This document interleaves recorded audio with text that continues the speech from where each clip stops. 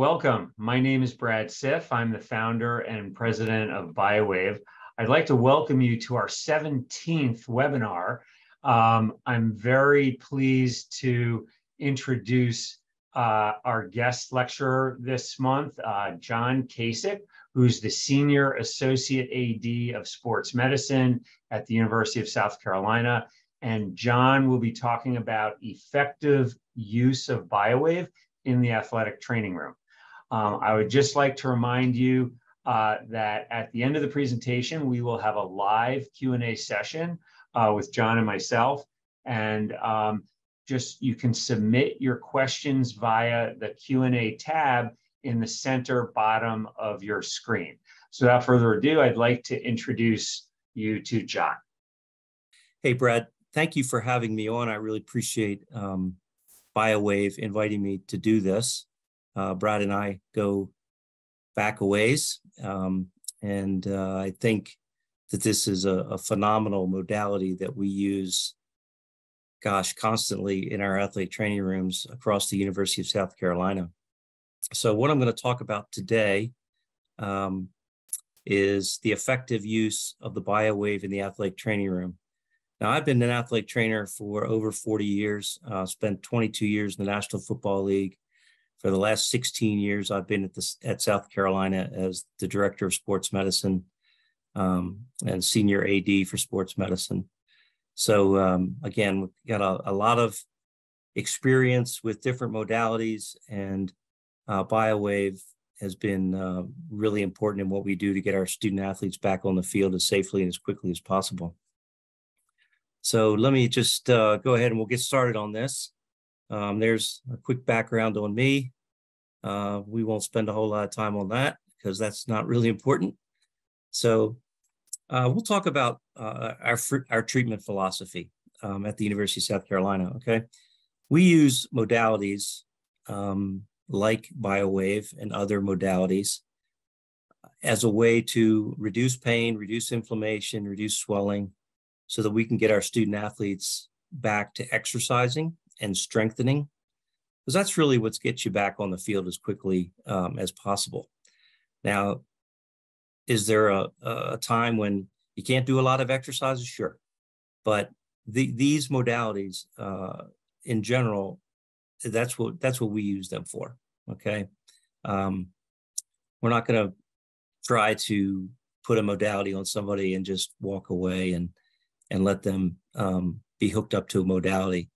But that's kind of how we operate on things. I mean, this is something that is part of our whole staff, and that's what we use all of our modalities, including the BioWave, for.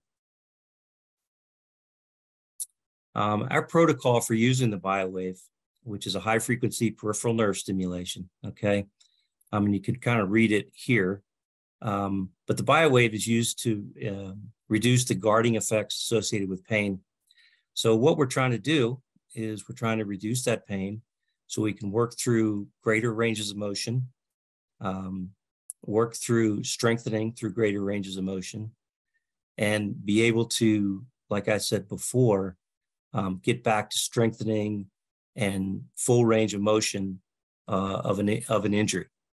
So that's kind of what the protocol is for our BioWave. Now, we also use the BioWave in conjunction with other modalities in the athletic training room, and we'll talk about that here in a little bit. But the BioWave is a great modality for acute pain. You can't use it too much. There's no contraindications for using it throughout the day. And really the success that we've had with it, the more you use it, the better results that you get. And you get long-lasting results with the treatment from the BioWave. Okay, let's talk about our first case study here. This is an 18-year-old female athlete who developed IT band inflammation and tendonitis during rehab for a patella tendon surgery. It was managed acutely with ice and BioWave for pain management. This athlete was in an active protocol for a patellar tendon rehab and ramped up just a little bit too quickly and developed an IT band inflammation because of that. So trying to get her back to her protocol without losing too much of what she'd already gained, we wanted to jump on this right away. And the way that we did that is we started with BioWave. And with BioWave, you can use it as many times as you want throughout the day. Fortunately, we were able to get this athlete on the BioWave a couple times a day. She presented with point tenderness along her IT band, and that's very important because you want to have the athlete locate the area of most pain so that when you're putting the electrodes on there, again, you've got the electrodes in the right place. She had inflammation as well, so we had her on anti-inflammatories as well. Of course, the goals of this treatment was to get rid of the pain on the IT band so we could get back to her patella tendon surgery rehabilitation. We used the BioWave to manage her pain so we could get back to her full range of motion and limit the amount of quad atrophy that she had quad atrophy, but we wanted to limit what she had already gained back. So we started using the BioWave in the subacute stages. We also introduced shockwave with her. Now we could use the shockwave every other day to help decrease her pain. But with BioWave, they work very well together because the BioWave, because it inhibits the pain in that area, we're able to get the shockwave up higher so we can increase the amount of shockwaves that we're introducing into that area.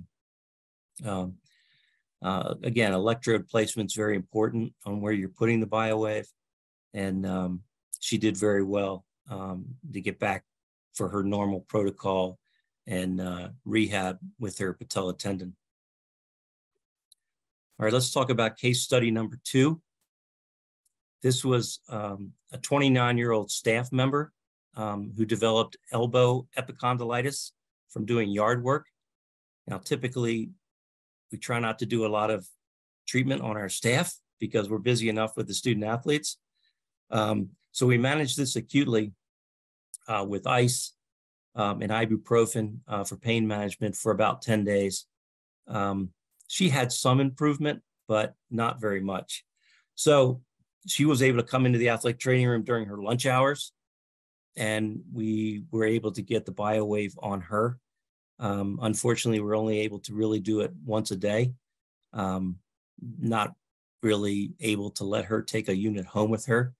We have enough student athletes with injuries that we can't be sending something home with a staff member, but we're there to help them anyway. She presented with pretty much above average pain and limited strength, couldn't reach for things on her nightstand. As we all know, it doesn't take long to get tendonitis or epicondylitis, but it takes a while to get rid of it.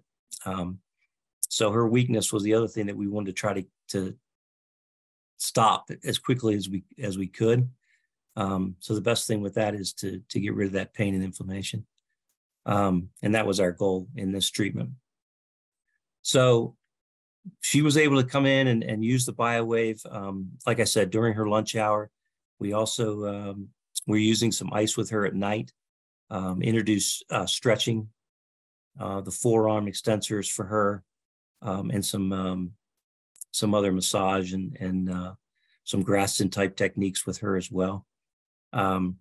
Continued the BioWave use in the subacute stages, again, with the BioWave and also the shockwave per our protocol. The BioWave was very effective in limiting her pain. After about a week, she was able to stop coming in and was able to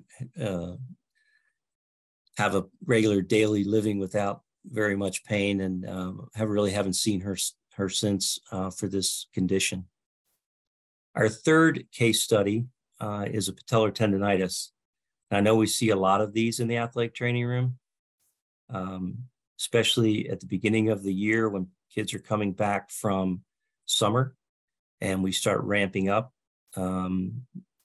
We hope that they're doing things over the summer at home to get ready for practices and so forth, but it's often not enough to do exactly what we're doing in practices. So we end up with some patellar tendonitis on people, whether it be from running or lifting or what have you, or just participating in their sport. This is a 20-year-old female athlete who developed patellar tendonitis, managed acutely with ice and naproxen for 10 days for her pain management. She was able to continue doing some things at practice, but was limited in what she was able to do. She had above average pain initially with limited range of motion because of the point tenderness over her patella tendon.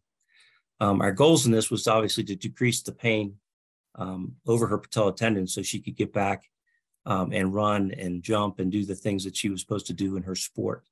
And then again, also help maintain her strength, because we know with patellar tendonitis, you start getting that quad start shutting down pretty quick. So we wanted to make sure she didn't get any atrophy in her quad. BioWave was used to manage acute pain, and she was somebody that we could do twice a day because of class schedules and so forth. And we also were using ice and medication with her. We continued the BioWave in the subacute stages, also incorporated friction massage and laser treatments. All of those treatments were effective in reducing her pain and her inflammation so she could start ramping back up with her strengthening and her practicing. Just after just under a week of these treatments every day, she was able to get back and participate pretty much fully in her sport.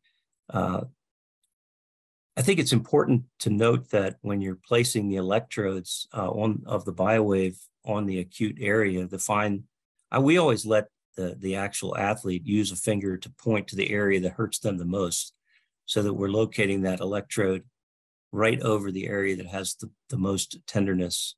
And that's the most effective way for us to use the BioWave in the athletic training room setting.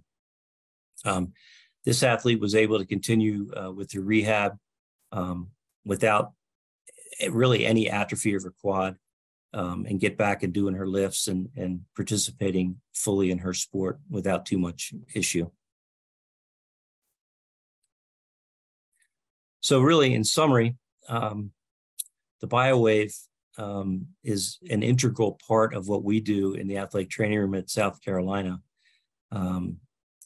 And we also let our student athletes take them home.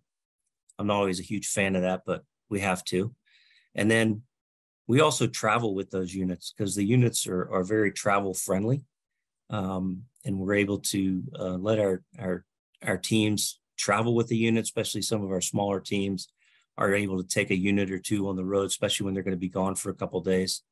And we get effective treatments with them, and they're able to participate using the BioWaves. You know, sometimes you have pain or you have discomfort. It's not enough to keep you completely out of the situation.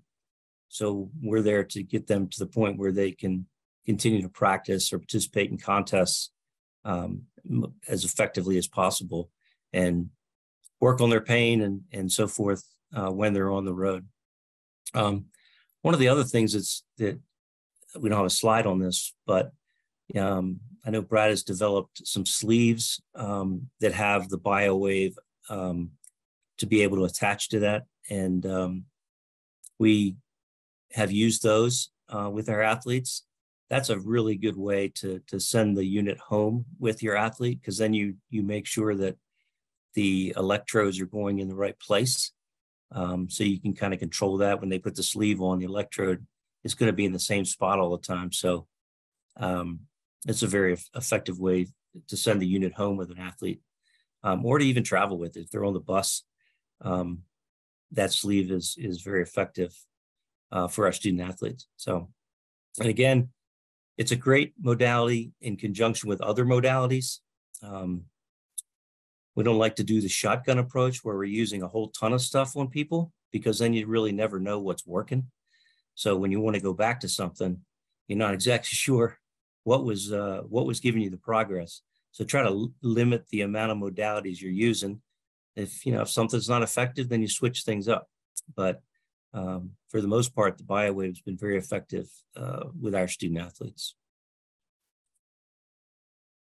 So if you have any questions for me, just let me know and I'll be glad to answer them. Thanks, John. That was great. There are actually several questions that have come in. First one is, how long would you say you're seeing pain relief last following a 30-minute treatment? Well, we're seeing results of several hours. Most of our student athletes that use this modality will take it off and they'll start to walk away and they're like, wow, it feels like it's still on me. So we're seeing results for a couple hours. And like I said, the more you use it, the longer it lasts and the better your results are for this. Next question. Have you used BioWave in conjunction with other devices like Game Ready at the same time? Yes, we have. I think it's important to get the BioWave going first, so that the athletes can turn it up. And we allow our athletes, once we get it going and they start to feel it, we allow the athletes to turn it up themselves so that they can get it as high as possible. Sometimes when you're turning it up, you can get it too high, or you're not really, since you're not feeling it, you don't know how high to take it. So we let the athletes turn it up, and then they'll accommodate to it. So they have to continue to turn it up throughout the treatment. But then we'll apply ice or Game Ready or other things like that, some compression units if there's a lot of swelling, and use those. I think another thing that you can do with it, and that we've done as far as range of motion and doing some exercises, is after maybe 10 minutes or 12 minutes of treatment, take the intensity down on it and then do some exercises with it, and then go back up with the intensity to where you had it before, or even beyond that. We've seen good results that way as well. Yeah, that's our physical therapy protocol. It's a great way of using it to facilitate range of motion and manage the guarding effect associated with pain. I would just add, specifically with a Game Ready device, just to be careful to try and have our blue connectors, the electrode connectors, try to sit outside the cuff if there's a place where they can come out on the particular cuff that's being used. Just or limit the amount of compression so you're not squeezing that connector against the skin too hard, because that could be a little bit uncomfortable for the athlete. It's just a specific pro tip with the Game Ready unit specifically. Next question, what are some of the success stories you have seen when using BioWave post-operatively? Well, we try to get the Game Ready on people as soon as we can. Now, obviously, incisions will limit that. So you're not going to put it over an open wound. But as soon as you can get an incision healed up, you can start using it. And like pain medications, like anything, the sooner you can get rid of that pain, the more comfortable the patient's going to be. And the sooner they can do their exercises that are part of their rehab protocol, in the situation of a knee or whatever, when you can start doing quad sets or some passive range of motions and things like that. As soon as you can use it and get it on the skin, the quicker you're going to see results. Next question. A common question asked by athletes and coaches, I guess, as well, is, when will I be able to practice, play, or work out again? How do you respond to that? I think we all get that question. I remember one time going out on the field, and as we were walking the player off the field, the coach met us about between the hash marks and the sidelines, and wanted to know when he was going to go back in. And I just calmly asked him if he minded if we took a look at him first. But none of us have crystal balls, and tell the athletes and the coaches when they can run and they're strong enough to go out there, that's when they're going to go out there. But with these types of modalities, we're able to decrease the amount of time that they're out and get them back to what they're supposed to be doing, running, strengthening, so forth and so on. So here's a question. We kind of answered it before. It says, should I be putting ice or heat on, I guess it should be over where the electrodes are located. I haven't really used heat much on the electrodes, just because with hot packs and things like that, hydrocolators with moist heat, and that was never really comfortable with that over the electrode area. And again, we will use ice over an electrode, only after a few minutes of treatment without it. Haven't tried any of the newer heat modalities that are not moist heat. I guess there's some out there now that will produce a heat and a compression at the same time, but we haven't really tried that. Someone asked, will this treatment hurt? Yeah, a lot of times we'll get that question, is this going to hurt? And I'll say probably not as much as the injury, but yeah, I mean, the higher you can take it, it may not be comfortable. I don't think it's really going to hurt. But the higher you can take the intensity on this unit, the more effective it seems to work. Yeah, I would just comment that generally speaking, the sensation felt from the BioWave active electrical field is more of a deep, smooth pressure sensation with a little bit of tingling, as compared to other forms of electrical stimulation, which tend to be more noxious and at the skin surface. This feels like a deeper, smoother type sensation. So it tends to be very well tolerated. And so patient, or in this case, athlete compliance tends to be very, very good with BioWave devices. Last question so far, do I need an MRI or an X-ray? Well, seems like we're getting more and more diagnostic studies done sooner this day and age. So I think it's really up to the physician. Of course, an athlete can request those, and oftentimes we comply with those requests. I just think it depends on your practice setting and the injury itself. A lot of that's driven by parents, sometimes by coaches, and in professional sports, of course, agents. So, I mean, it's a personal preference and where you think they are, and what kind of practice you're running, what setting you're in. So I'll leave it at that. All right. So I want to thank you very much for your time. We greatly appreciate the presentation that you put together. I want to thank our audience for participating, and please check out our webinar next month, be around mid-August. So again, thank you, and I hope this was helpful to everybody. Take care. Well, thanks, Brett. Thanks for having me. I appreciate it.